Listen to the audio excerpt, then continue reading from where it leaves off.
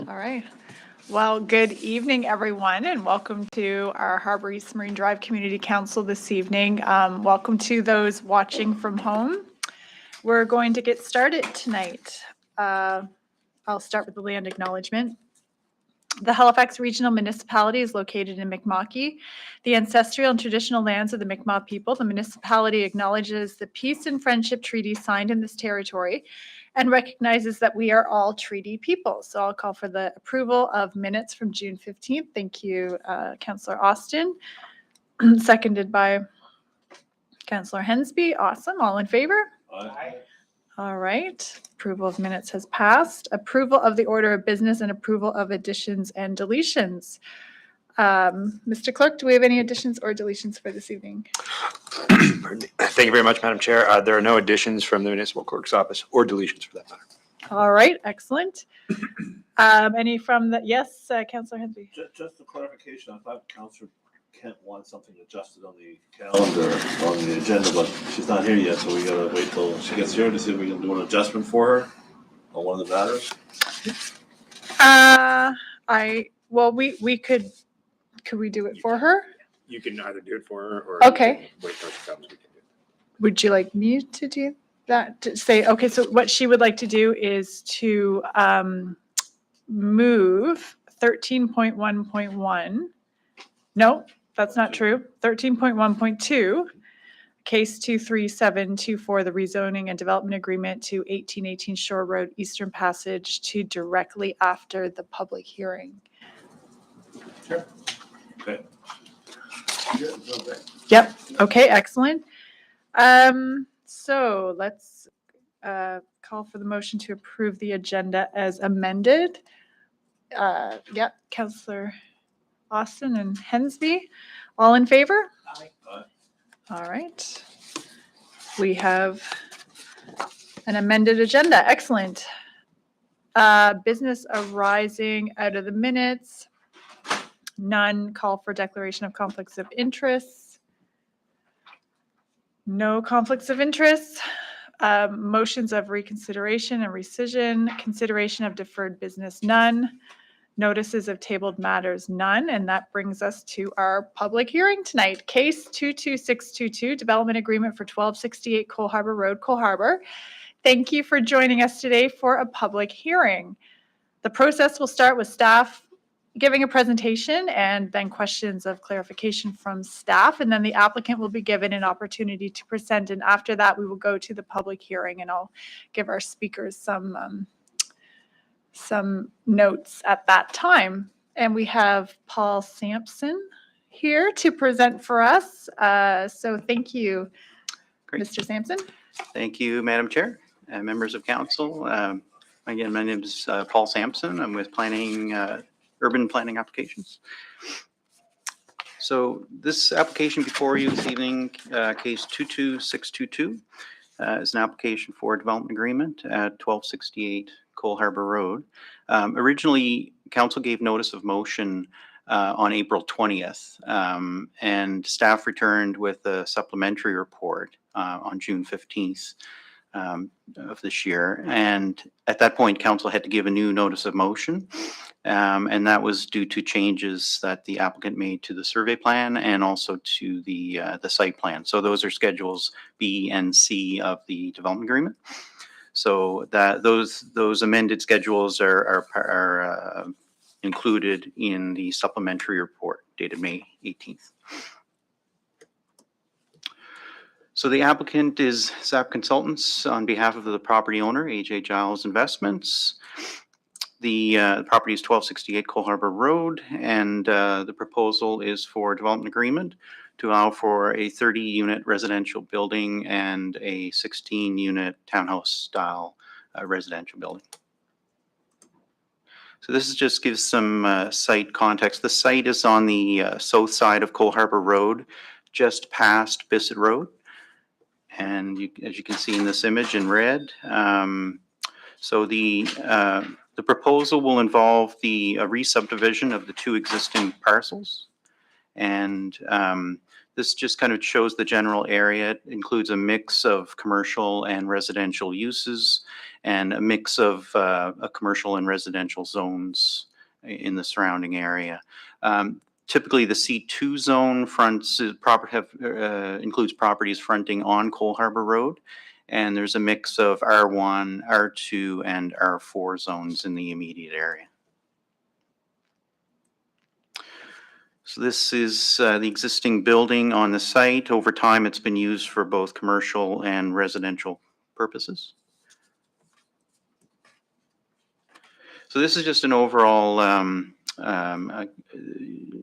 image that it refers to the planning documents we have. So the regional plan is the overriding document, and in this case, the Cole Harbour Westfall Community Municipal Planning Strategy is for the specific area. And then we have the land use bylaw, in this case, the Cole Harbour Westfall land use bylaw. So I just wanted to give an idea of the overall planning policies for the region. So in this case, the zones on the site are the C2 zone and the R2 zone. The land use designations correspond. They're the community commercial designation and the urban residential designation. And again, the existing use is just a single dwelling and business use. Enabling policies are CC4, UR10, and IM11. Those are in the attachment B of the original staff report. So just to give an overview of the policies, we did in the report, we have a section that talks about the zoning and MPS history. The issue of the zoning of the site and the MPS designation on the site was raised during the public consultation process. Currently, the MPS designation and zoning have been in place for 30 years, so they date back to November 30th, 1992. Between 1982 and 1992, it was a residential designation on the site, and there were two residential zones, the R2 and the R3. And so we researched this matter, and because the question was raised, and we didn't find any, everything appeared to be done in without any improper procedures.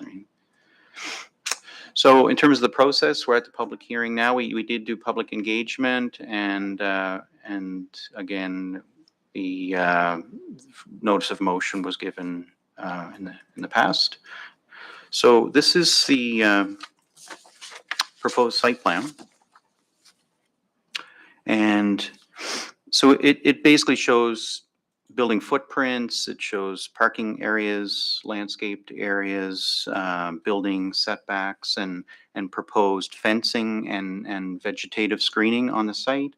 The setbacks shown on this image are from the supplementary report. So there was a slight adjustment in one of the side yard setbacks that you see on the southwest side.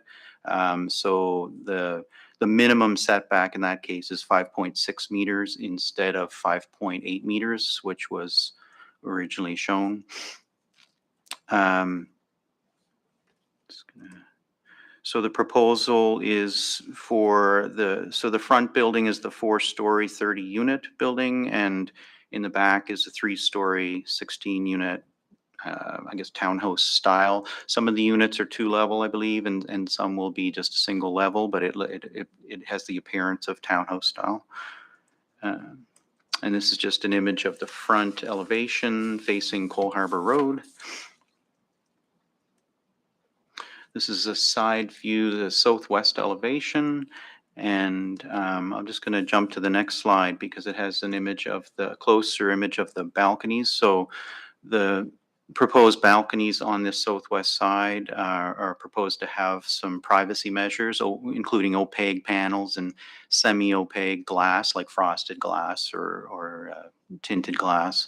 And along this side, there's also proposed fencing and tree retention measures to protect the existing trees that are along that property line. And this is an image of the 3-story, 16-unit townhouse-style building. This building will not have underground parking, but it'll have kind of bottom level internal storage areas for tenants to use, but no car parking.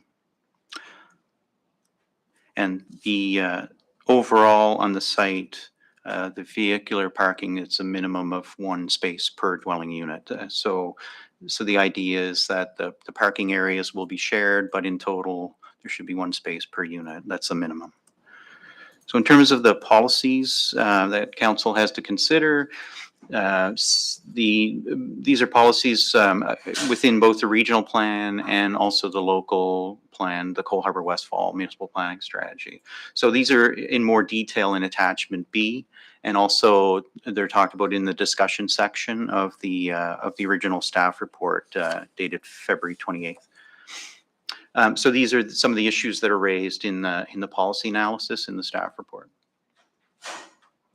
In terms of public engagement, we did 2 mail-out notifications. The original proposal was to just rezone the site, and that raised some questions with the public with regards to what's going to happen after it's rezoned. So gradually the application was changed to a development agreement with much more detail in terms of a development proposal. So we did 2 mail-out notifications to approximately 72 property owners and residents. Some of the feedback, it's listed in the staff report, but some of the feedback we received were with regards to negative ramifications of the proposal in terms of scale and density and traffic. Parking concerns, concerns about pedestrian safety. Again, also there were questions with regards to the zoning and the history of the MPS designation on the site. And there was also comments in support of the proposal. So we had 72 notices mailed. We had quite a bit of web page views, over 1,300. So in terms of changes after the public consultation and after staff review, so there was some internal comments and review and back and forth with the applicant. So some of these are changes that were made following public consultation. So the tree retention buffer was brought in as an idea to give further protection. Fencing and vegetative screening along all property lines, so except the front, so all the side and rear property lines will either have 6-foot high fence, or they'll have similar height of vegetation or higher. The privacy measures on the balconies that I mentioned, and this is mainly in the area in red there that's shown on this image, and also the tree retention buffer is in that red area, and essentially these are just to give further protections to where the building will impact, have its greatest impact. It's where the building will be closest to an existing house, and will be at its highest point. So we thought extra measures there were important. And then the correction to the survey plan had to be corrected, and the site plan. So these were followed up on in the May 23rd supplementary report, and again, that was given a new notice of motion. So these were the changes that were made since consultation. So just in summary, and this is highlighted in the discussion section of the report. Some of the issues we looked at were the height, mass, and design. So in terms of building sizes that could be built in an as-of-right situation, the building sizes in this case are similar to what could be permitted as of right. The design and materials are compatible. In terms of land uses, we looked at the as of right, what could happen as of right on the site versus what could be allowed through the development agreement process. And we found that the proposal would not really have a significantly greater impact than in an as of right kind of situation. In terms of setbacks from the abutting residential, the setbacks are comparable to what the land use bylaw would require, and they're reasonable, especially with those additional measures put in place. So landscaping, fencing, and privacy measures, talked a bit about that, so that these are included in the development agreement as requirements.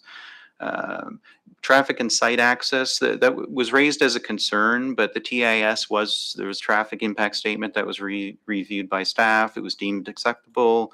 There will have to be, the existing driveway on the site will have to be altered to meet our streets bylaw. So, and these all get looked at in more detail at the permitting stage.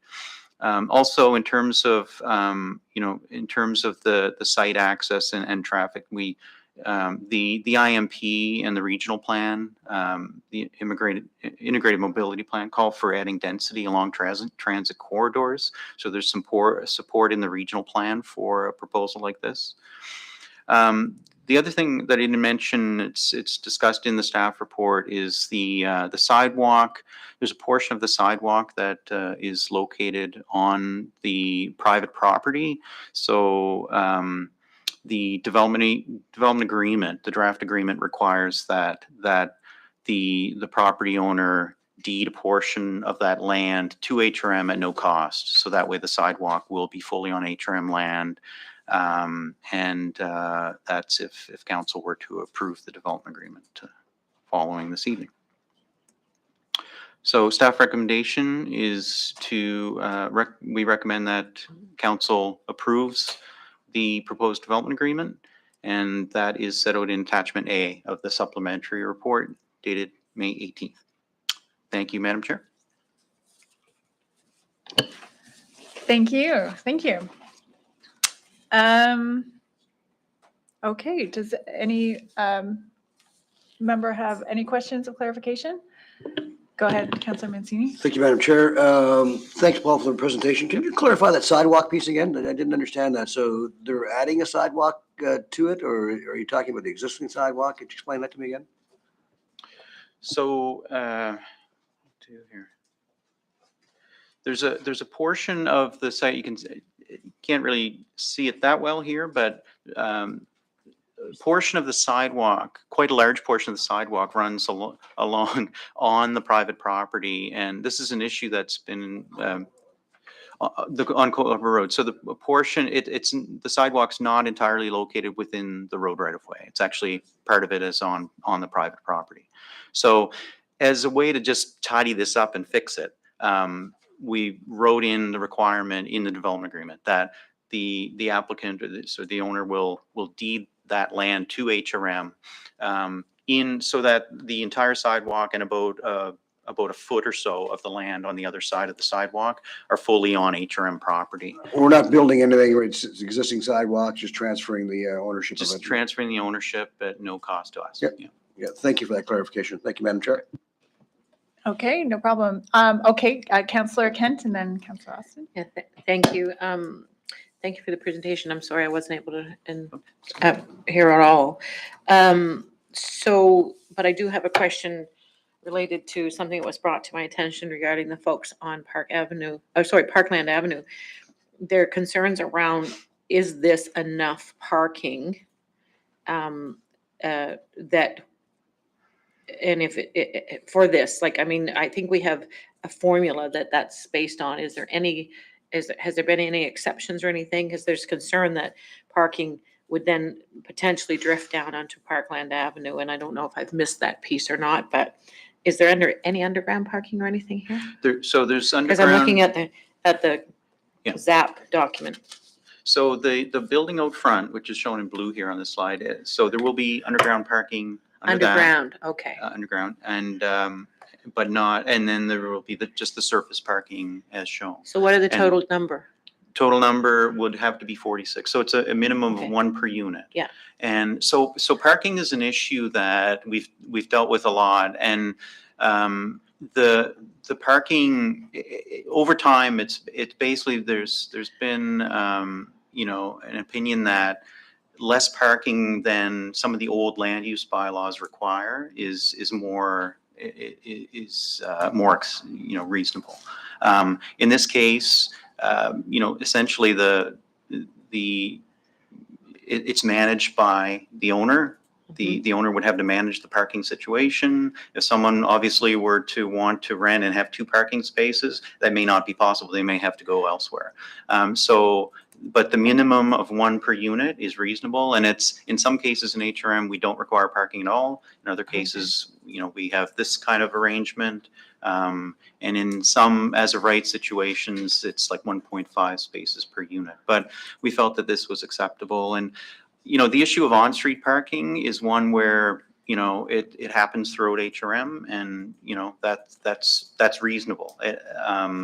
No one is necessarily entitled to park in the space on the public street in front of their house. So that's just something that has to, I guess, is part of the issue. It has to be accepted. We did send this to our parking services group, and they were fine with even less parking, but we wanted to put in, like, we thought 1 space per unit was reasonable. Okay, thank you. Thank you for the presentation. Thank you, Ms. Chair. Just a question about the front orientation of the building there. I'm assuming that's the underground garage, right off the street there, that piece that kind of juts in. It's in the shadow.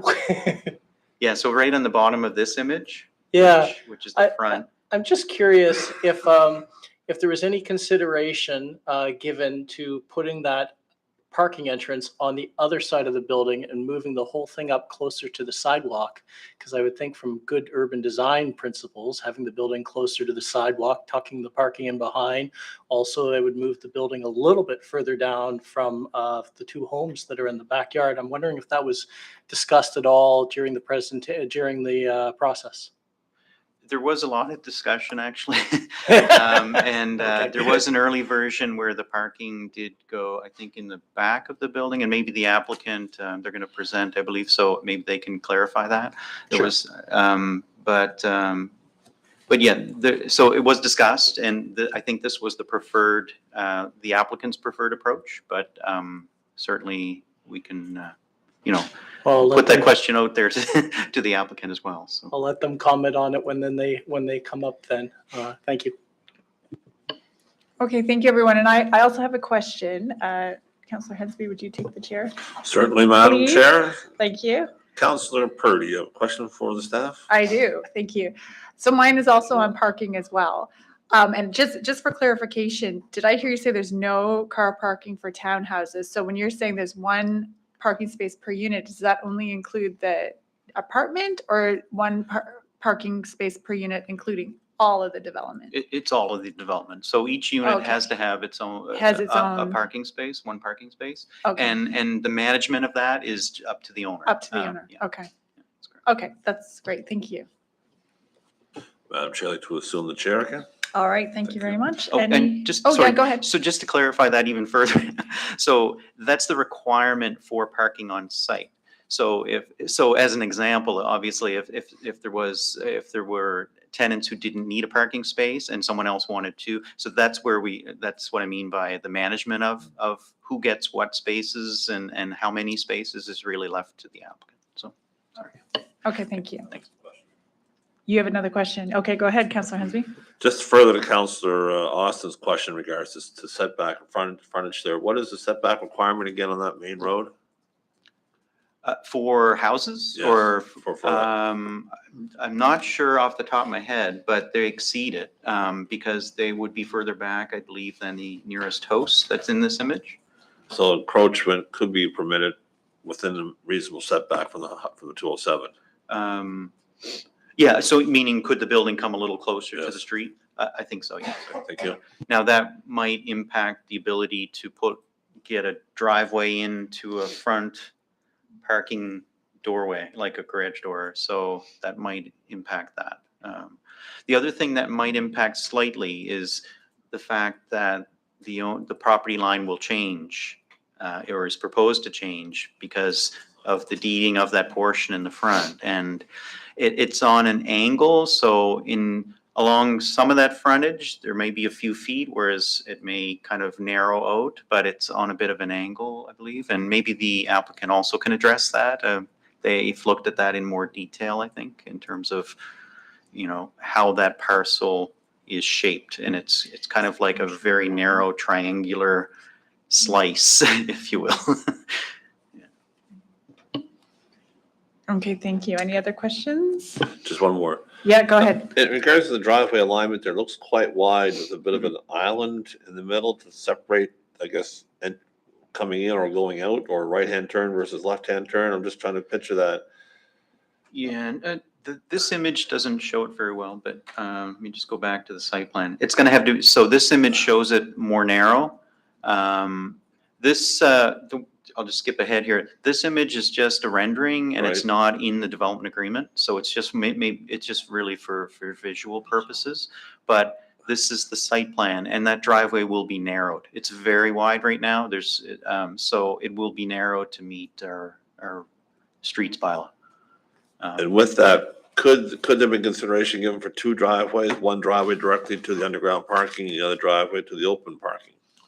That would be possibly, it would be worked out at the detailed stage of design. So in other words, at the permit application stage, they could look at that. Right now, the agreement doesn't specify that, but that, I'm not sure what the streets bylaw says about that.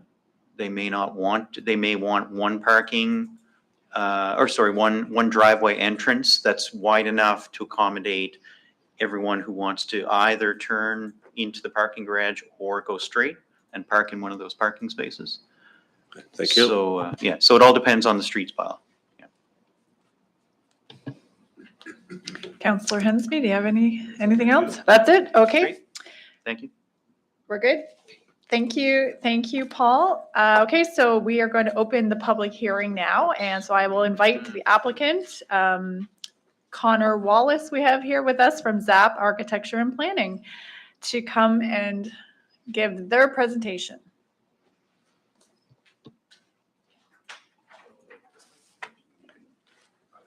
Oh, sure.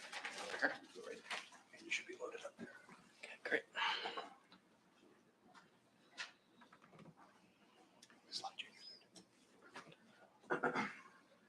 Okay, good evening, everyone. My name is Connor Wallace. I'm a principal and consultant at ZAP Consulting Inc. We're here presenting on tonight on behalf of the landowner for this application, AJ Giles Investments. I'd like to first thank Paul for his detailed presentation. I'm going to be as brief as possible. There's a lot of information in my presentation that is Paul covered in great detail. I will go through it fairly quickly, but certainly a couple items that came out in discussion that I'm happy to respond to as well.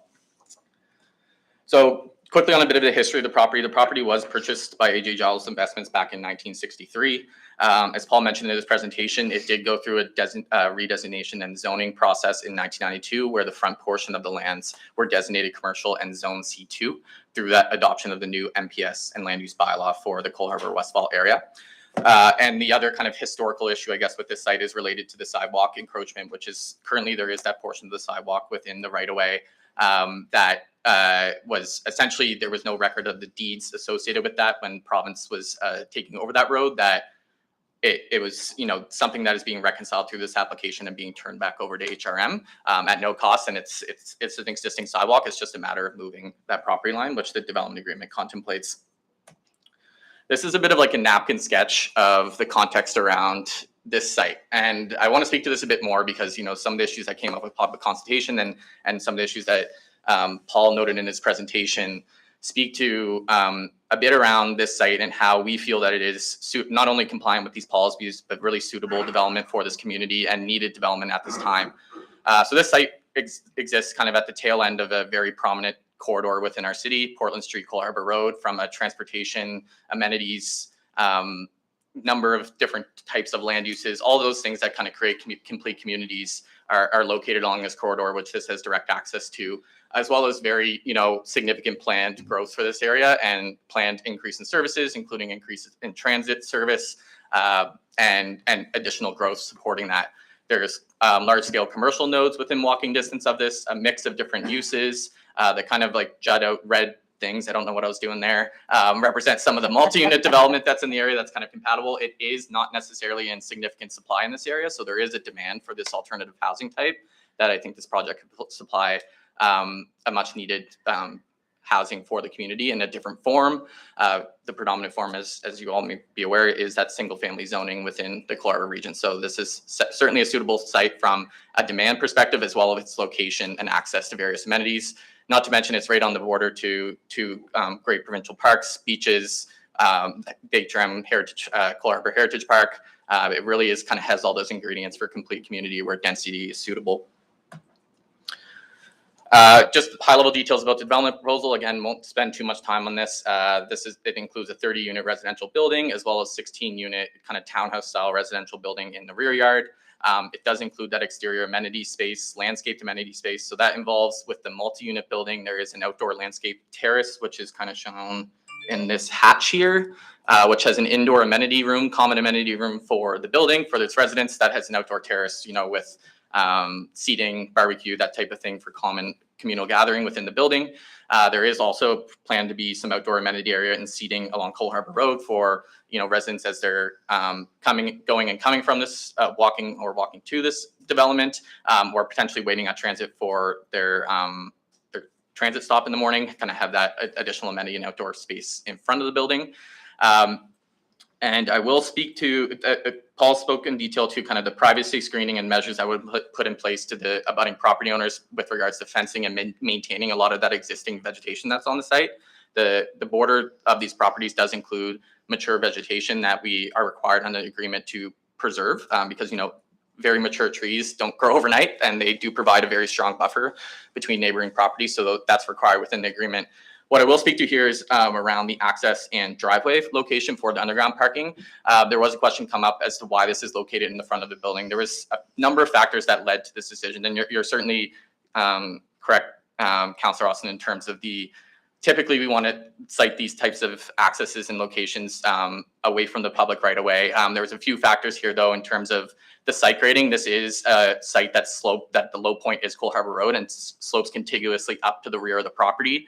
So providing access from a driveway past the multi-unit building and ramping down to get to an underground parking with that grade challenge would have taken up a significant amount of space and likely a significant reduction in parking on the property, and would have had an impact on the rear townhouse units just from making those rationalizing those grades. The second piece with it is the shape and orientation of the property, where that outdoor amenity area is proposed up here, kind of where this sharp corner is, presenting a challenge from like building orientation perspective to site the building and provide, again, enough space for that parking access in behind. We do recognize that this is an element that is between the building and the street. So the intent here is to have some vegetation and plantings kind of around that element between it and the street, a crossing across that driveway access directly to the sidewalk for people walking to and from the building, and having that landscape amenity space between it and the building. But that was just some of the factors that drove to the driveway location. A bit of kind of what we heard and how we responded throughout the application process. Again, Paul touched on a number of these, so I'll try to be brief and certainly can answer any questions. So that buffer and tree retention piece along abutting property lines, we responded by including provisions in the agreement for both providing fencing and maintaining existing vegetation. There were some concerns with light disruption, which is another item that was brought up. And again, looking at that kind of fencing and orientation of the parking to minimize any sort of light pollution generated from cars. And then there's requirements in the agreement to direct lighting from the buildings away from abutting properties.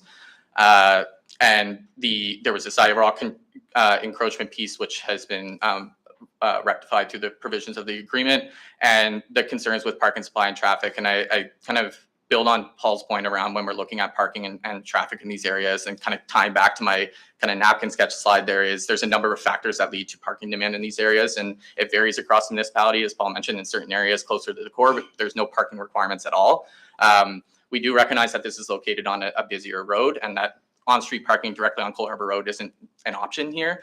So we did recognize providing that one space per unit was important to make sure that parking was located off the street.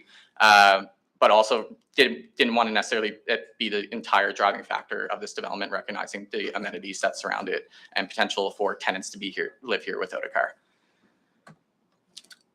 So again, this is kind of just coming back to the site plan and the development proposal. Just wanted to show that again, and certainly can refer back if there's any questions. These are some of the elevations of the multi-unit dwelling. Again, Paul kind of gave a good description of these. I really just wanted to highlight here some of the screening elements that Paul spoke to. facing the neighboring property boundary for the multi-unit dwelling. For the townhouse units themselves, this is considered, I guess, a 16-unit multi-unit dwelling, but they are kind of what we call ground-based housing, where all of these units are accessed from the outside. So it kind of really feels like that residential kind of ground-based form. They each contain a single-level unit that allows for accessible units on the ground level, and then the units on the top 2 levels are a single unit as well that kind of have your living and common areas on the main level with your bedrooms and bathrooms above at a high level. It also includes in the corner of the building where there wasn't enough access to light for residential uses, a large storage room for storage for the tenants within that building. So things such as, tires, kayaks, surfboards, they're pretty close to Rainbow Haven Beach, that type of thing. Understanding that it doesn't kind of have that underground parking structure or storage buildings that a typical apartment has, we did include provisions for that. And this is just kind of that aerial rendering of the building. And this, to Paul's point, is it's not necessarily a schedule within the agreement. This is more so just to show how the building kind of integrates from a scale and perspective with the surrounding area. Certainly we think that in terms of the surrounding mixed use and types of uses here, that it integrates well. And as I mentioned, it does provide that significant housing form that's needed within the community in a location that we feel makes a lot of sense considering its surrounding amenities. So again, want to thank you all for your time tonight, and certainly available for any questions or clarifications you may have. All right, thank you very much. Do we have any questions or clarifications? I just have a quick one. Councillor Purdy, the chair. Thank you. Just about parking again. Is there provision for visitor parking? So, Madam Chair, there is not a specific provision within the agreement for visitor parking. The intent for visitors here is that there is a not quite a 1-to-1 ratio of parking for the apartment building within the underground structure. So if every unit within that building functionally has a parking spot, some of those surface parking spots would be used for tenants. However, there are some additional spots on the surface that could be accounted for visitors. They're not required under the agreement. It's a bit of, again, the management of how the parking is resolved on site. We have included kind of driveway widths and things like that to allow for pickup and drop off outside of the parking stalls that are off Cole Harbour Road to make sure that that kind of in and out element of the building is happening off street. But the agreement itself does not include provisions specifically for visitor parking. Okay, thank you for that. Anyone else? No, okay. Well, then, thank you, Thank you. Mr. Wallace, and we will now go to members of the public. Speakers can participate for a maximum of 5 minutes. Please keep comments respectful, on topic, and direct it to the chair. The clerk will hold up a yellow sign when you have 30 seconds remaining. And when your time is up, this one will come up to let you know. And everyone on the list, once everyone on the list has been given an opportunity to speak, I will call 3 times to see if there are any additional speakers. And you are welcome to speak if you have not signed up at that time. And Mr. Clerk, I know you're very busy right now, but did you happen to receive any additional correspondence for this public hearing since the beginning of the meeting today? You weren't rowdy for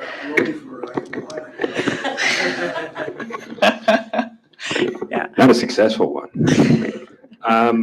Madam Clerk, to answer your question, we did receive additional correspondence for item number 10.1.1, and this correspondence was distributed to members of Harbour East Marine Drive Community Council. Okay. Thank you very much. So we have Ann Knowlton signed up to speak. And then Ann Knowlton will speak on behalf of Brian Knowlton as well. Can I use this? You certainly can.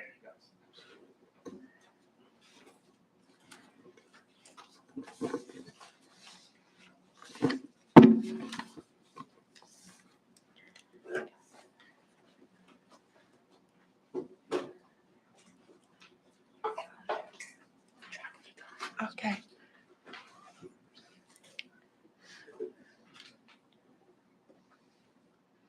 Okay, take your time, Mrs. Knowlton, and when you're ready to start, we'll start the timer. Good evening, members of Marine Drive Harbor East Council and Paul Sampson of HRM Planning. My name is Ann Knowlton. I live at 14 Bissett Road, which is adjacent to the proposed development. While not seemingly relevant to the policies of the MPS, the history of why we are here today cannot be ignored.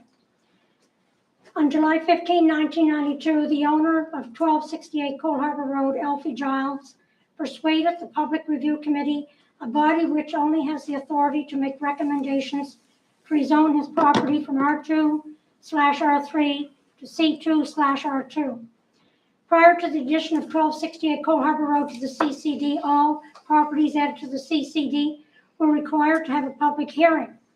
Those properties were 959, 1249, 1233, 1249, 1101, 1161, 1153, 1081, 945, 1172 Cole Harbour Road. The Cole Harbour Westfall Municipal Planning Strategy amended 1226 Cole Harbour Road after the addition of 1268 Cole Harbour Road to map 2. It is also noteworthy that no evidence of any procedure whatsoever exists that precludes a member of the Public Review Committee conceived that city planning gave him rezoning for the road widening of 1268. To this date, HRM Planning have not provided a single document showing how this property became rezoned, and only assume within the tiniest strand of evidence that it is somehow done legitimately. Surrounding residents became aware of the rezoning with a mail out on the summer of 2020. Ironically, the owner of 1268 Cole Harbour Road and the PVSC were not aware that the property had been rezoned from residential to commercial in 2012. This so-called mistake cost the municipality $75,000 in taxes, which HRM Tax dismissed and couldn't care less.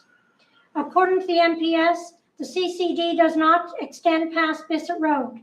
After Bissett Road, the Cole Harbour Road narrows from 4 lanes to 2 lanes, has a gravel shoulder and asphalt sidewalk, which was slated to be replaced in 1992. The progress of this DA regarding public disclosure doesn't satisfy expectations. A piece of paper in a plastic sleeve was placed on the property on December 2021, and it was on the ground most of the time until it was removed. The lack of a public information meeting has disenfranchised residents from having any discussion with HRM and the developer. On the issue of the development application, the good members of council are required to judge the merits of a development application based on its adherence to the policy and laws of Cole Harbour, Westfall, MPS, and LUB. The law use bylaws are referenced dozens of times throughout the development application of 22622, and one cannot avoid its use in the judgment of a development application. LUB 17.5 C2 requirement states the minimum lot is supposed to be 6,000 square feet plus 1,500 square feet per dwelling in excess of 3 units. The required lot for the apartment building calculates to 4,321.2 meters. The entire lot for the proposed development is only 4,173.93 meters. It does not meet the minimum requirements for one building. After the property has been subdivided, the lot the apartment is proposed to be built on will only be 2,120, half the required area. The exterior stairs and balconies and verandas of all developments under the LUB 4.2 is part of the setback of the building, and there is not enough setback. Of great concern is that the DA proposes to build a 16-unit stacked townhouse on a lot that at most would allow a 10-bedroom duplex to be constructed. It is also problematic that the R2 zone is compared to an R5 zone, which exists nowhere on the lot. The parking is compared to Fairview. Fairview has 1 parking per unit. 1101 has 1.5. Again, to clarify this development application of 22622 on 1268 Cole Harbour Road, council turned down Alfred Giles according to a letter he himself wrote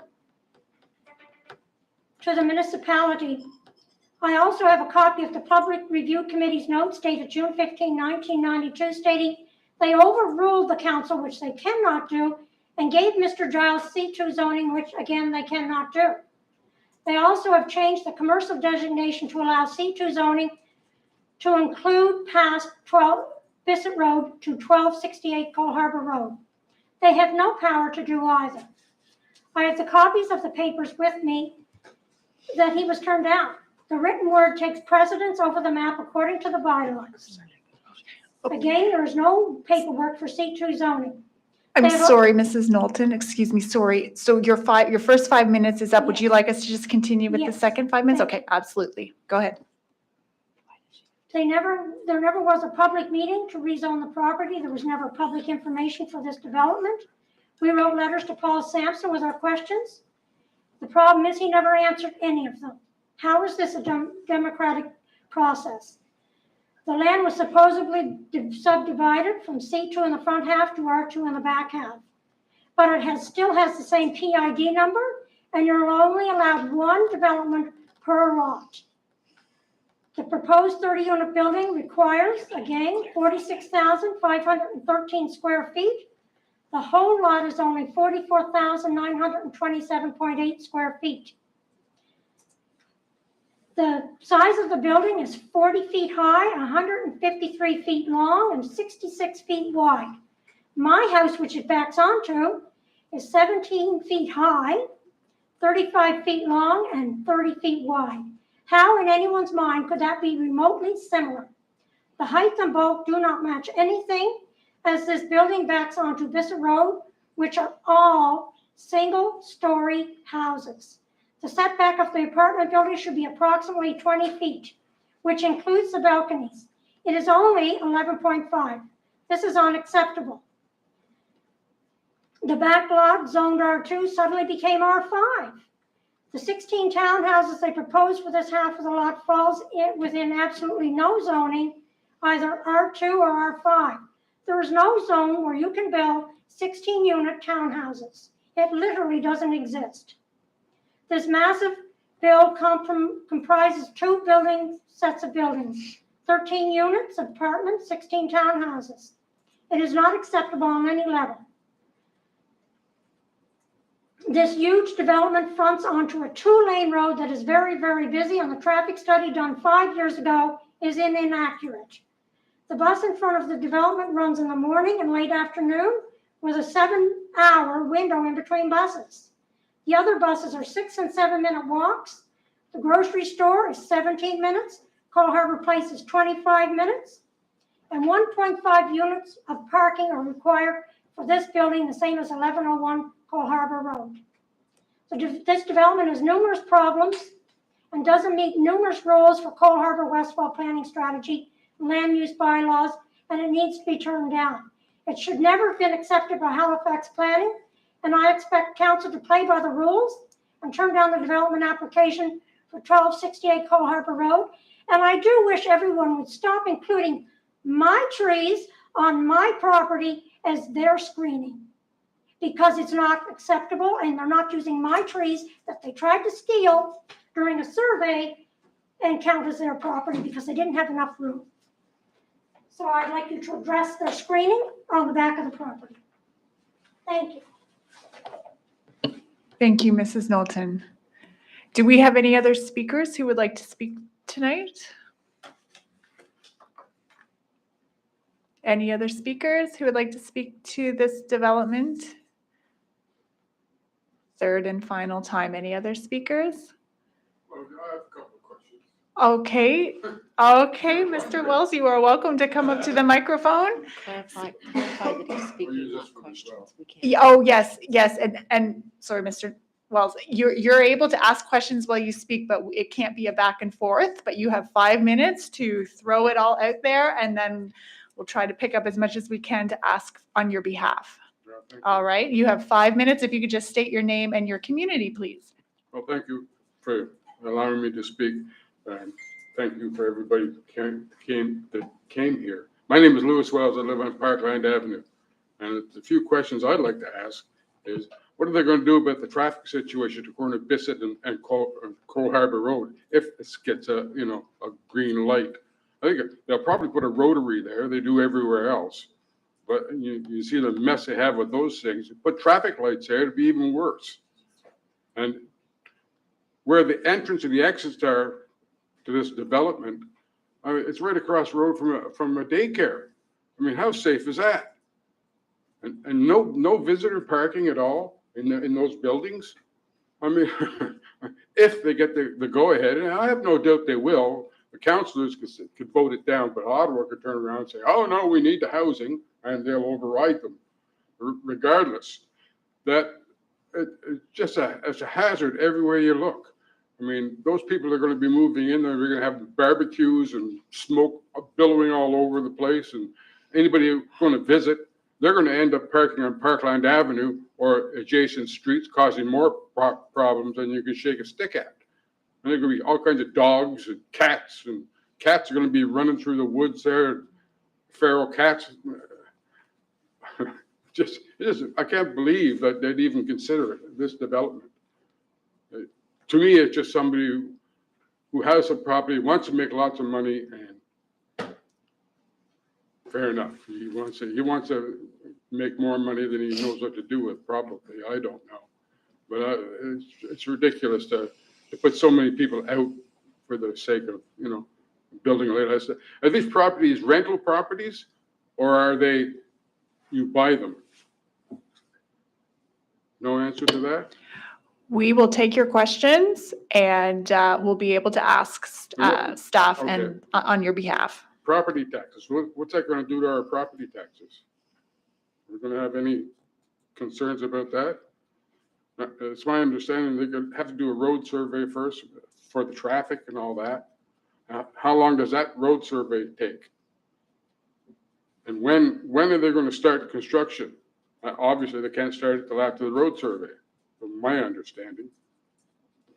How long will the construction take from start to finish? Is there going to be any allowances in for people who have cracked foundations if they start to blast?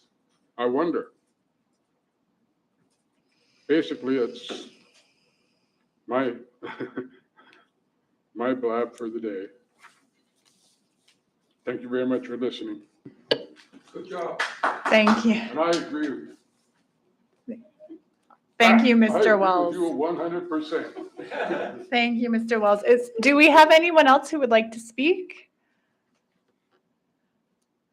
Anyone else who would like to speak tonight? Say something. Your opportunity. Third and final time. Anyone else who would like to speak? All right, we will close the public hearing. Thank you, Need a second? Councillor Hensby, and seconded by Councillor Kent. All in favor? Aye. All right, all right. We have closed the public hearing. So I think we can invite up staff to respond to any of the points that they may want to respond to.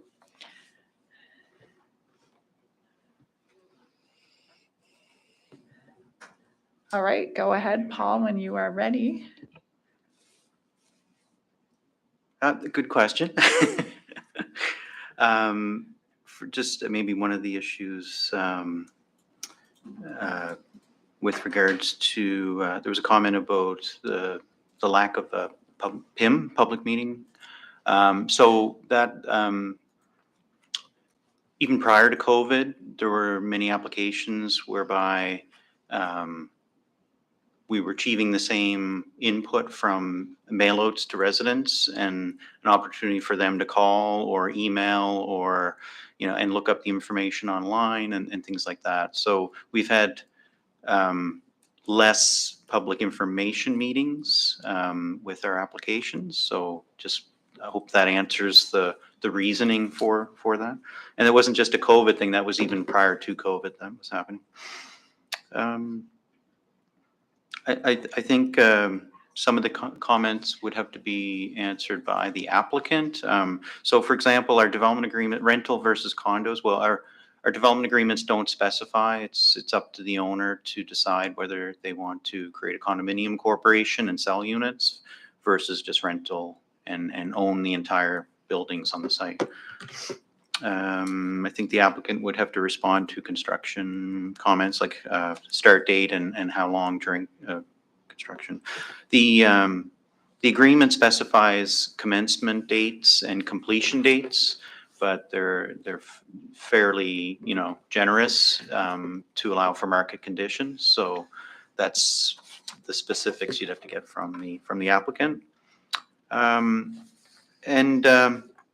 I guess there's been through the process, I've had a lot of contact with Miss Knowlton and her son, and probably the most contact I've had with regards to any one application with members of the public in my 30-year career. So there's been lots of myself and other staff, including Aaron McIntyre. We've had lots of discussion, lots of emails back and forth with the Knowltons. Some of the comments I think there might be a little confusion in terms of when you're dealing with as of right development, there's very specific rules that have to be met, or you don't get approval for a permit. Whereas there's quite a bit more flexibility with the development agreement, as you're aware. So there's maybe a bit of confusion there in terms of how through development agreement this sort of a proposal can come forward to council. It's more about the interpretation of the policies and what the policies say. So not the specific, you have to be X amount of feet from this. So there's quite a bit of leeway there in terms of, council deciding what's reasonable in this case. So I think that's all I have. But I can answer any questions you have as well. Okay, I'm wondering if we can save questions until after the applicant has had a chance to speak to the public hearing comments, and then we'll go to questions from council, if that's okay. Okay.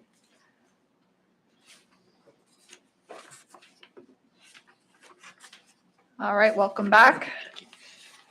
Go right Thanks, ahead Madam when Chair. you're ready. Happy to respond to a couple questions there. I think the two in particular that Paul didn't cover were relative to the ownership scenario. As Paul mentioned, the agreement doesn't contemplate whether they will be renter or condo. Our client at the time isn't fully decided on either or at this point. As everyone is aware right now, the residential market is quite volatile, so the agreement structured that way, and our client is being nimble in terms of responding to what ownership model makes most sense, and particularly for a cost and feasibility standpoint, and honestly an affordability standpoint, what may be the most sense from an ownership structure. So that speaks to the ownership piece.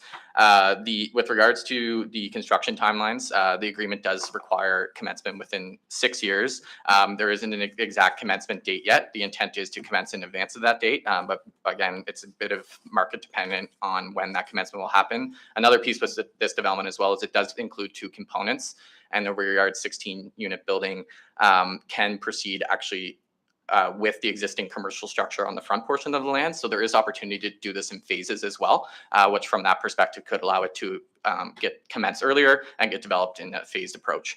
And with regards to the construction disruption and things such as blasting, there is no blasting intended for this development. The townhouse units are intended to be kind of slab on grade, so they're not intended to have underground parking. There is underground parking intended for the apartment building, but it is intended to be kind of built into the slope with the access coming at the low point to minimize the amount of grade excavation, and the site conditions don't expect to warrant any blasting here. So, and if any sort of blasting is required, to be quite minimum and would be in accordance with the bylaws of the municipality. So just wanted to speak to those specific items, and again, I may have missed some items too, so certainly can respond to any other questions members of council may have. Okay, thank you. Thank you. So I guess we'll open it up to members of council for any questions from staff or the applicant. Yep, go ahead, Councillor Mancini. I'm wondering, Paula, could you just describe how the blasting process mitigation works? That was a question that was brought up. So if blasting is taking place, there has to be a survey of properties nearby and all that. So explain how Right. that works, please. Madam Chair, it's all covered under the blasting bylaw. So, yeah, proof of insurance, there's steps that they have to go through. There's notification of residents process there. So I'm not familiar. I don't deal with it directly, but they have to meet the bylaw and the bylaws. So my understanding is in a certain area around the property, properties are inspected, people are informed of when blasting takes place. There's a visual survey taking place, so if there is cracking that occurs, then they go back and there's insurance responsible to take that, right? I just wanted to Right, address right. the gentleman who was asking about the blasting piece. Right. And there's other options too, there's alternatives to blasting, right? So, like I'm not sure if those would be covered under the blasting bylaw or a different bylaw, but. We are in But yeah, Dartmouth, there's- there's lots of rock in Dartmouth. Yeah. Okay, thank you. Okay, thank you. Go ahead, Councillor Kent. Thank you, Madam Chair. So Mrs. Knowlton referenced, and I lost track of many layers of zoning. And that it had never changed. It hadn't changed and this and that. And there was many, many, many, many. Can you help council and our guests understand that what this is? This consideration is a development agreement that is about is creating a scenario that changes that particular parcel, and that supersedes that other process of a single or a group or an area rezoning. Just so we can clarify her position versus what we're doing now. Right. So where this is an application for development agreement under existing policies, and I talked about how the site has two designations under the planning strategy. It has the CC designation and the UR, and urban residential and community commercial. Those designations both allow for development agreements for multi-unit buildings. So it doesn't matter whether it's a UR or a CC designation or a combination of the two, which it is. Those policies are in place, and any proposal has to meet those policies. And we've done our analysis, and that's all in the staff report. But so that's a totally different process than as of right zoning, and the rules of the as of right zoning do not apply to this type of an application. And this is just correct me if I'm wrong, but this is the process that allows for consideration of a project like this that That's right. essentially offers That's right. that, And what bypassing that as of right zoning. Right.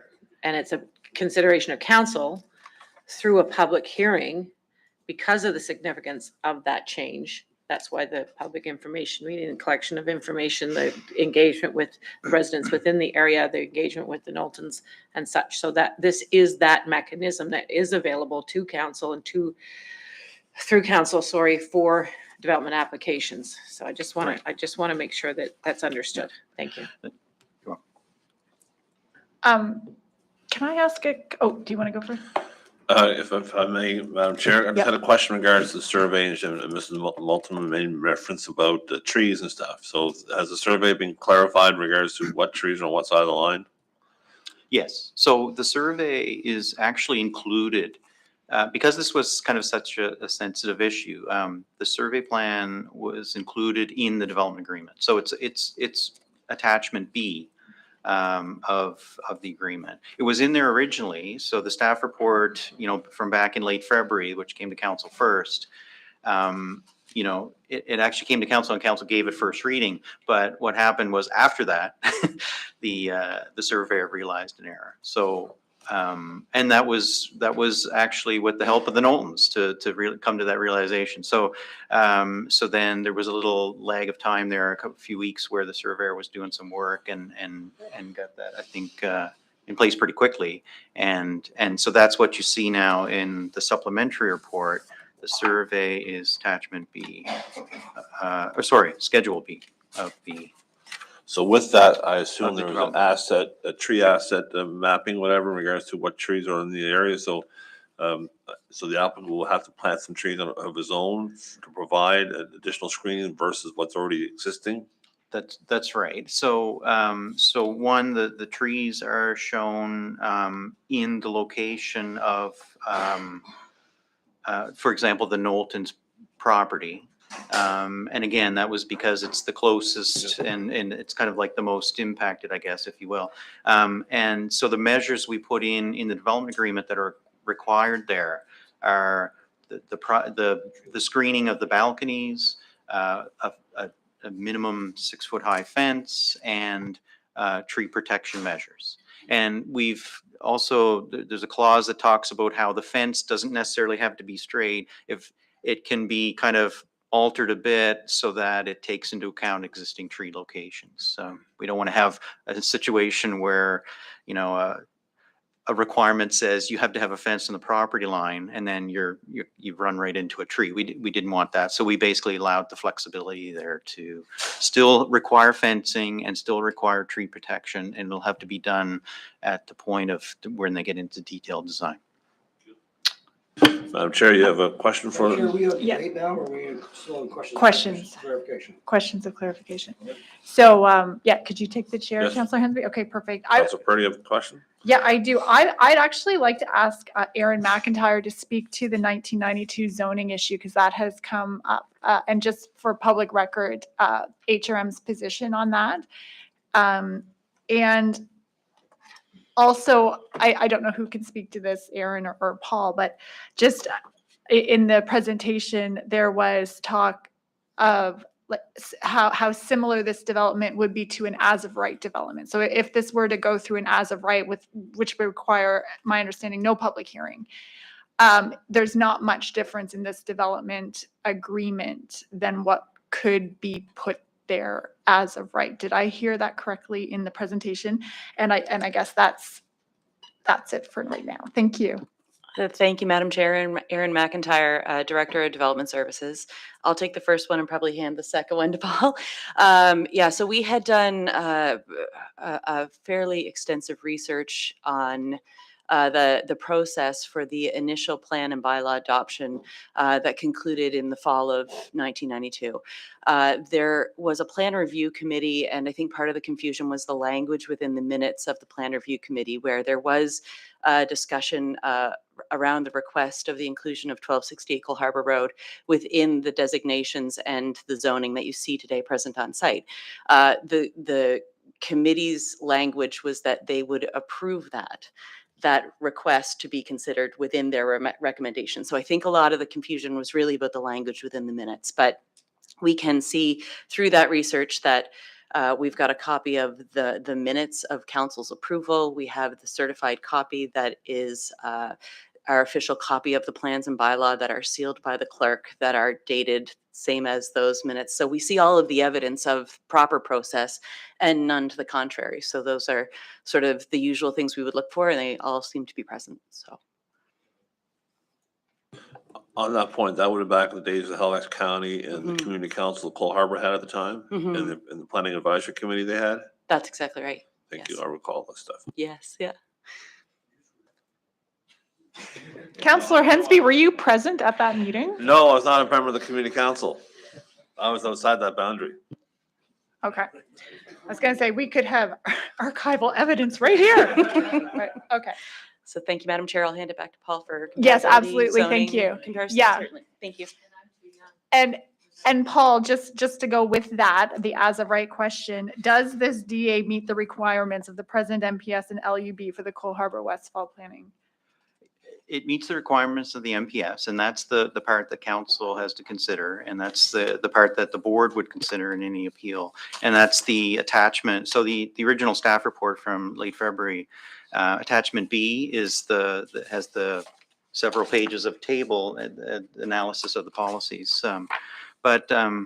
Yeah, so And the discussion in section of the report, so starting on like page 4, talks about the building height, bulk and design, and permitted uses and separation distances. So those sections of the report address things like setbacks and height of buildings and things like that. And what we wanted to do there was give council like an idea of how this proposal compares to what could happen in an as of right situation as the zoning is now. And so, for example, the proposed 4-story building is approximately 12 meters, 39.4 feet. You know, and in an as of right scenario in that C2 zone, which is the front half of the site, that the C2 zone allows a 35-foot high building. That could be a commercial building or it could be a residential building. In terms of uses, like for example, currently in the C2 zone, you could build a 12-unit apartment building. It could be 35 feet high. There's no limit on the length of it, so it could. So we're just these sections in the discussion section are meant to just talk about that, how it's you know, it's similar in terms like there's no major difference between this proposal and potentially what could happen. And that's not to say that that would happen in an as of right scenario. I mean, for example, the zoning allows the C2 zone allows a shared housing for up to with 30 bedrooms. Whether or not someone would want to build that, is a different issue. But we wanted to kind of give council an idea of what's permitted, and then how this proposal is really not that different from compatibility or its impact on the community. Okay, thank you. Thanks for that clarification. Do we have any other questions of clarification? No? Okay, so we are, I guess, motion on the floor. Okay. Yes, please. I'll put the Go motion on the right floor ahead. for you, Madam Chair. Thank you.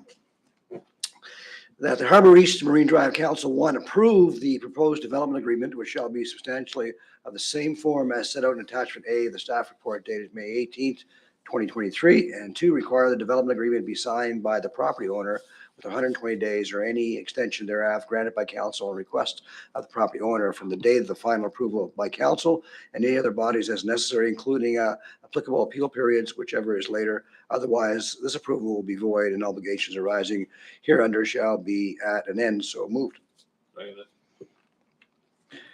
So I do have another question.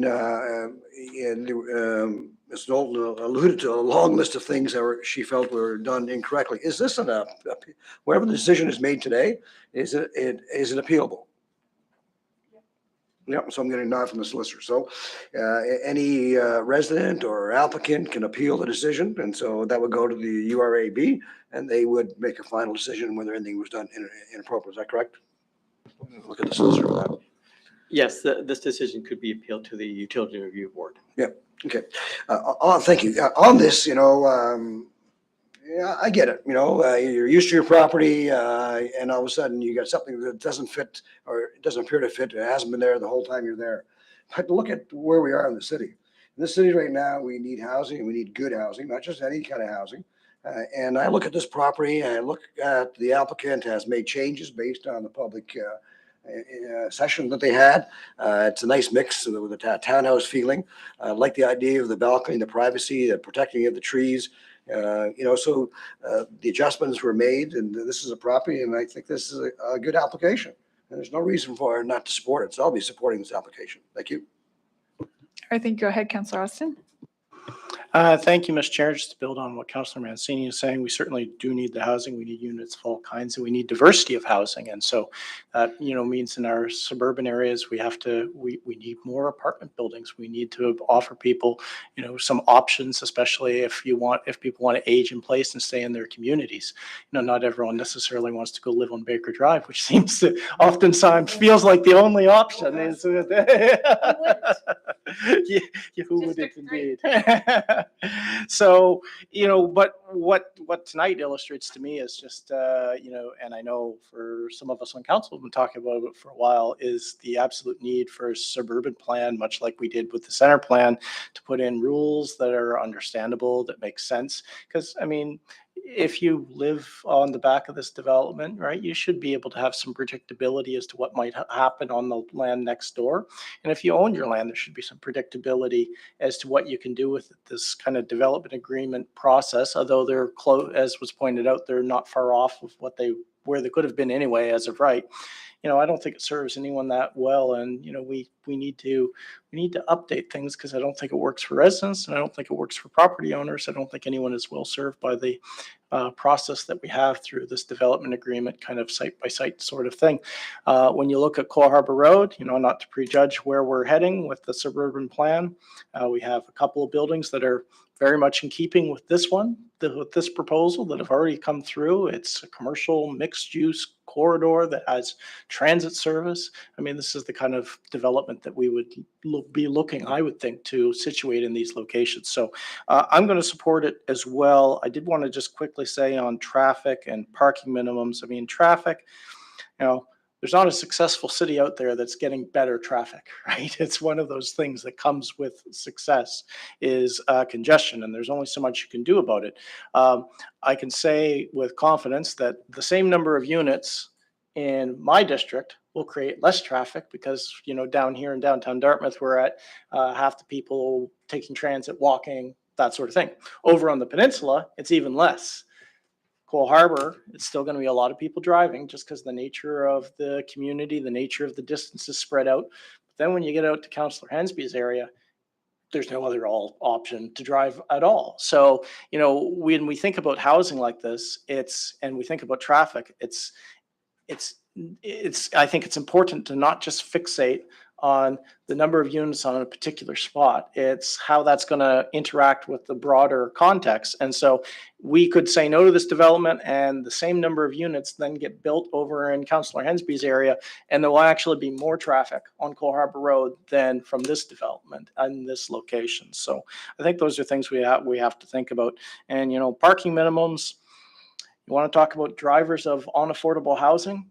Building structured parking all the time, right? It's easier in the urban core, of course, but getting away from the really high standards that we used to have, I mean, is part of the challenge that's made housing unaffordable at times in some developments. So I think this is a good project, and I think we should support it.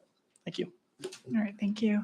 Yep, go ahead, Councillor. Thank you very much, Madam Chair. I too will be supporting the application. I've seen this street change over the years, having grown up not too far away from the area in Westfall.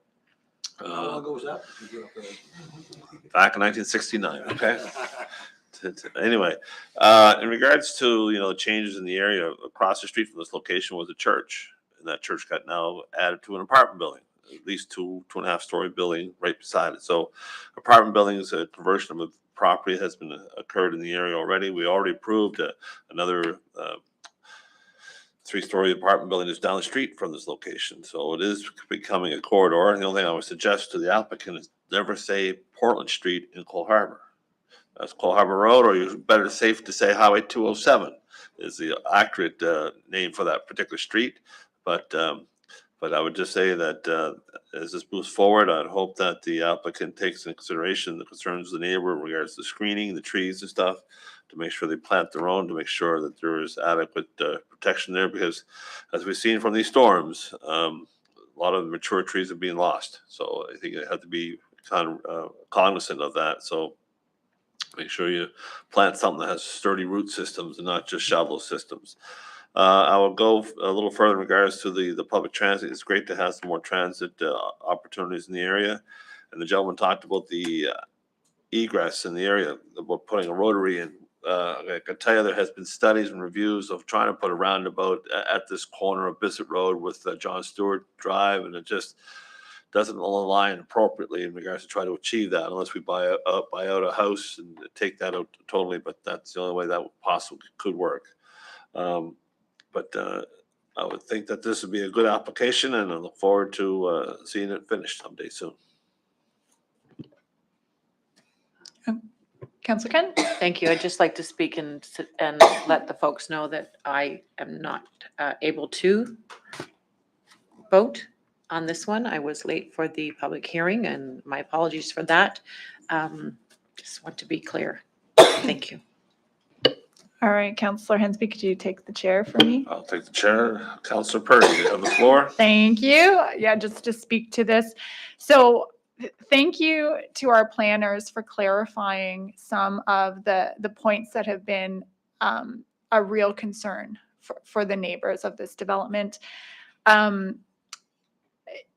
It just appears from the research that our staff have done here in HRM that the process was followed.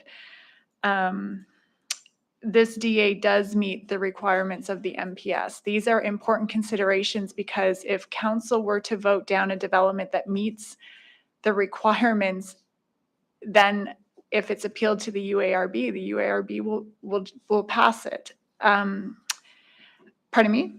Oh, sorry. Has the ability to if it meets the requirements. We definitely do have a demand for this type of housing in Cole Harbour.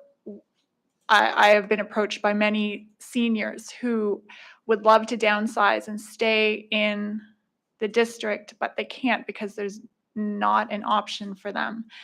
So we know that there is a demand. I mean, outside of just wanting to age in place, staying in your own community. I mean, we have housing crisis that is, well, I'd say probably unprecedented. I wanted to speak to the as of right. So that to me was a really important point because if this development agreement were not passed, as of right, a very similar building could still go on this property according to the land uses that are already in place. That's not the right word. What's that? Land use bylaws, right? And so, like, we're talking a matter of 3.5 feet in the height of the building, for example, as the difference of this development agreement versus the as of right. So I understand the hesitation in the fears of this development. Cole Harbour hasn't seen a lot of development in decades. So this is very new, and it's honestly not pleasant for neighboring residents, obviously. I do want to acknowledge that the applicant has really taken these concerns and has done some revisions of the development to address some of these concerns, the privacy barriers on the balconies and even the way the balconies are situated so that they're kind of diagonal instead of straight on to the adjoining properties. And then the consideration of the tree retention, Councillor Hensby already touched on that, to make sure that that is absolutely not threatened at all, and to make sure that there is the vegetative screening, to try to retain as much privacy as possible for these neighboring properties. Very important. I don't know, I have lots of notes here. I think that's everything I can see right now, but I will be also supporting this development agreement. It is just needed. We need this type of development. So I guess we'll call for the question, and colleagues, all in favor say aye. Aye. All opposed say nay. And this motion has passed. And I want to thank everyone for coming out for this public hearing tonight. Thank you very much for taking the time out of your schedule to do that. And for staff and everyone, thank you. So we are going to move on to 1312, case 23724, the rezoning and development agreement for 1818 Shore Road, Eastern Passage. Councillor Kent? Thank you, Madam Chair. Thank you to Council for indulging the change in the where it lands in the in the agenda. I have another activity that I have to go to from here. So, and it's not my birthday party. I wish it was, but it's not. It's still important though. So with that, I'd like to put the motion on the floor, please, that Harbour East Marine Drive Community Council, one, give first reading to consider approval of the proposed amendment to Schedule A of the land use bylaw for Eastern Passage Cow Bay as set out in Attachment A of the staff report dated June 1st, 2023, to rezone 1818 Shore Road, Eastern Passage from R1 and R2 to CDD Comprehensive Development District and schedule a public hearing. And two, give notice of motion to consider the proposed development agreement as set out in Attachment B of the staff report dated June 1st, 2023, to allow for a mixed-use development with 94 residential units and local commercial uses at 1818 Shore Road, Eastern Passage. Schedule a public hearing. The public hearing for the development agreement shall be held concurrently with that indicated in Part 1. So moved.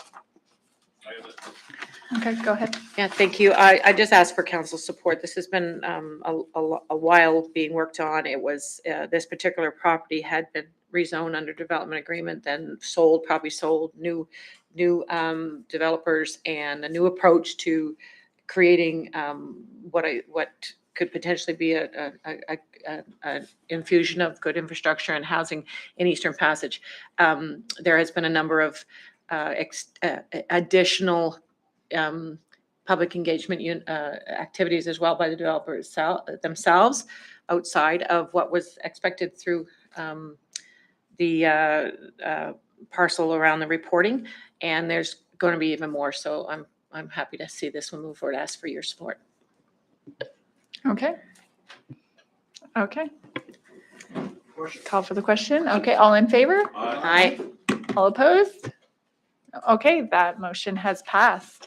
Yes, yes, happy birthday. Happy birthday. Even though I don't get to celebrate. I know, You guys can sing to me on my own. sorry. Not you, Jessica. I sang it this afternoon. We sang it for you this afternoon. We sure did. Okay, so that takes us to item 11.1 correspondence. So, Mr. Clerk? Thank you very much, Madam Chair. I just want to acknowledge correspondence which was received and placed on the agenda for inclusion. Speeding concerns, Crane Hill Road and Glasgow Road, East Preston, and safety concerns regarding errant balls from Grandview Golf Course and driving range of 431 Crane Hill Road, hitting the public highways of Glasgow Road and Crane Hill Road and at 431 East Preston. So just that correspondence has been received and submitted and distributed to members of Harbour East Marine Drive Community Council. All right, thank you very much, Mr. Clerk. And Councillor Hensby, would you like to address these? Yes, these issues were brought up recently at a East Preston ratepayers meeting that I attended, and I suggested they may want to make their comments more publicly known and perhaps send it to our community council. They could either make a presentation or send correspondence. So they decided to take the correspondence route.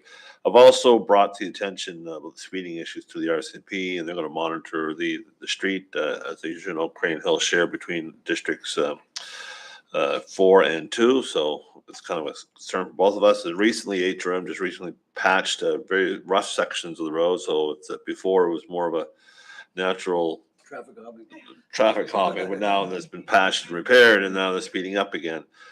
Also, Department of Nova Scotia Power also doing some tree trimming along the areas for the power lines. So there's a lot of activity on the side of the road. So hopefully they'll be acknowledging that. In regards to the errant golf balls and stuff, talking to Grandview Golf Country Club's management about this matter, and they've even put up some signs. They've even outlawed the use of drivers in the driving range because of the new technologies of golf clubs and stuff. They're people hitting the balls harder and farther, so they ruled out the use of drivers at all on the driving range at all. So just irons and smaller woods and stuff are allowed. So they're also trying to keep an eye on that, and also to try to catch. Occasionally, some guys will try to pull the club out of the golf bag just to try and hit something. So, but they are trying to monitor as best they can. In regards to the gaps in the fences and stuff on the poles, they'll take a second look at that, see if they can address it or not. But I'll have further dialogue with the golf course in due time. Okay, thank you very much, Councillor Hensby. That's great. We are moving on to 11.2, which is petitions. Do we have any petitions here tonight, colleagues or clerk? Nope. Takes us to 11.3, presentations. We have none. Information items brought forward, we have none. And we have a staff report here, item 13.1.1, Plan App 2023-00339, formerly case 24496, development agreement for 1 Circassian Drive, Cole Harbour. And we have Taylor McIntosh here to answer questions if anyone has a question. There's no presentation today. This is the first reading. Yeah. So, Councillor Hensby, would you take the chair? Yes, I'll take the chair, Madam Chair. So, Councillor Purdy on the floor. Okay, so I move that Harbour East Marine Drive Community Council give notice of motion to consider the proposed development agreement as set out in attachment A of the staff report dated June 8th, 2023, to allow a 3-story multi-unit building containing 18 residential units at 1 Circassian Drive, Cole Harbour, and schedule a public hearing. Seconded by Councillor Austin. Yeah. Any Thank question on the motion? Just a couple comments, if I may. Go ahead. All right, thank you. So this is, I think, a much needed housing option in our community, especially in Cole Harbour community. It is an affordable housing development, and it is located right on Forest Hills Parkway and Circassian, so right on a major transit route. It is located close to all necessary amenities, and 18 residential units. So I'm looking forward to this coming forward and seeing more about this at the public hearing and hearing from folks in the community for this. So I hope that you all will vote. Yes, okay. No further comment or questions? I'll call for the question. All those in favor say aye. Aye. Anyone opposed? Motion is carried. Thank you. Madam Chair, you assume the responsibilities again? Okay, thank you very much. Moving on to motions. No motions. No in camera. Added items, we don't have any. Notices of motion, none. And public participation. So, yeah, we do have somebody signed up. I'm wondering if they just left. Okay, so public participation, speakers can participate for a maximum of 5 minutes. Please keep your comments respectful, on topic, and directed to the chair. And we have our little signage here, 30 seconds remaining, and then full stop with the red. So we do have one name, Christina Parker. Okay. So do we have any other public participants? Absolutely. Come right up. Come right up. And if you could state your name and your community, and you will have 5 minutes to speak.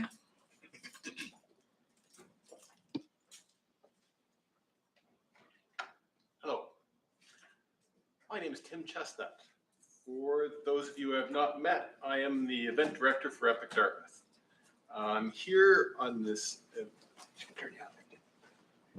Okay, I'm here this evening at the end of 15 years of delivering public participation, mass participation, active living events, running triathlon, swims, the works here in conjunction with myself and my wife. But the real message I wanted to bring tonight was thank you. Thank you to all of you councillors. Over this time, your support, your encouragement, your fighting on our behalf has made a measured difference in the events that we were able to deliver over time. In 2011, we had this crazy idea. We're going to have an iron distance triathlon on the East Coast. Can't be done. But we pulled it off in 2012. We had folks from 7 countries, I think 97 participants, 300 volunteers. It was great. And then we said, okay, that didn't pay for itself. So the next year we had the road closed off and we said, okay, we're going to add a run. And that was the first year of the Epic Canadian Run, 2013. And we had maybe 150 people in 12 countries. And the next year we said, well, that didn't pay for itself. So we added the Epic Kids Triathlon and we added the Epic Swim with Swim Nova Scotia. And again, we went forward. We had more people come. And we grew again into 2014. And in 2015, we had one weekend. It was probably the largest multi-sport event that's ever happened outside like a major games, like Canada Games or something. We had 18 races in one weekend in 3 days.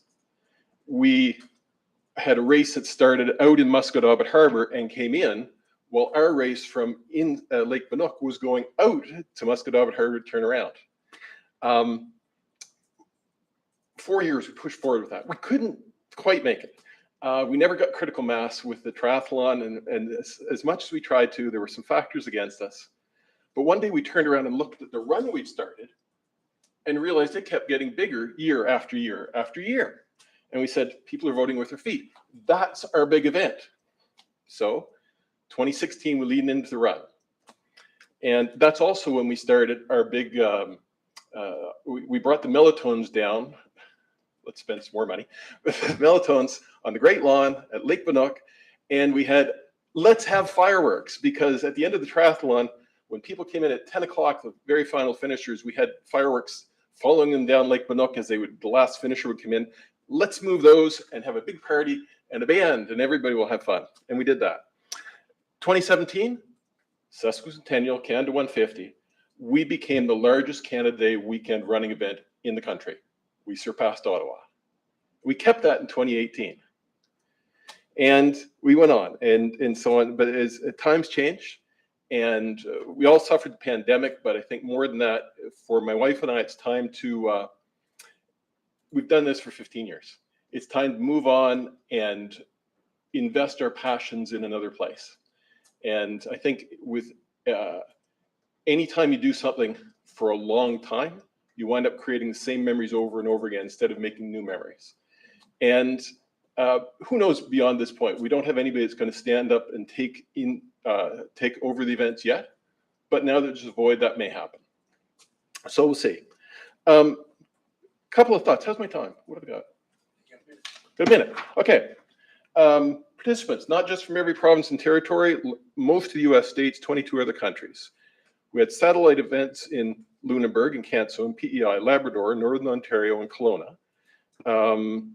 We became the first ever non-exclusive event that the Terry Fox Foundation ever partnered with. We helped them create a model they used to expand their partnership with other events across the country. That huge Canada flag on Highway 111, thank you to Councillors Austin and Mancini for helping us with that over the years. Largest triathlon ever hosted in Eastern Canada. It was all kids, 453 kids. And a lot of other stuff. We've had fun, and there have been some challenges, and I think there's some things now or later I'd love to talk to you guys about, I think, ways we could make it better for other events in the future. So. Thank you so much. And could you state your name again, please, now that the mic's on? Tim Chestnut. Tim Chestnut. Okay, thank you. I have a question for you. Yeah, absolutely. Tim, have you had any success in discussing succession with perhaps with Run Nova Scotia? If there might be opportunities for them to take a leadership role in this? I would love for that to happen, but it's not going to. They don't have the ability. It really needs somebody with the focus that could put time into it instead of a changing cast of characters. And I've been on the board of Run Nova Scotia for a number of years, but it needs an individual, I think, or a very tight team with dedication to take it forward, not just in a 1-year time frame, but more. Tim, question I have is about doing these running events. How big of an obstacle is it for your events and other running events when we want to close down streets and we have to pay for policing? When we go to other jurisdictions. Like for a number of years, we went to the Run USA convention and also to Athletics Canada convention. They're staggered that we pay for police. Like our big years, our police bill's about $18,000. And other provinces, they do it with volunteers. Yeah. They do a 6-hour course or a 12-hour course. And yes, police are still used in key intersections, but not everywhere. And it's a real, it's a hindrance. It's a hill we have to, it's Sisyphus pushing a rock up the hill. And it doesn't matter because next year you're going to have to pay for it again. Knowing the answer, and I ask it for my colleagues, and we do need to talk to our folks at the province because it is the province that dictates this to us. But it holds us back in a lot of events, and there's a lot of smaller events that we really need to address this policing issue. It's a huge obstacle. Tim, thanks to you and Stacy for all you've done and active, healthy living. That's fantastic. Thank you so much, man. Just for anyone watching, we've floated that past the province twice, and the answer has been no and no yet again. So It's a common answer here. yeah. Well, that's enough. That's enough. Thank you very much for your service and for speaking tonight. So I think, do we have any other public participation speakers for this evening? Any other speakers for tonight? Third and final time, any other speakers for this evening? Nope. Okay, so that brings us to the conclusion of our meeting. And our next meeting date is August 2nd, 2023. And we will see you all then. Thanks so much for coming out and for joining us online. Motion to adjourn, Madam Chair. Yes, we are adjourned.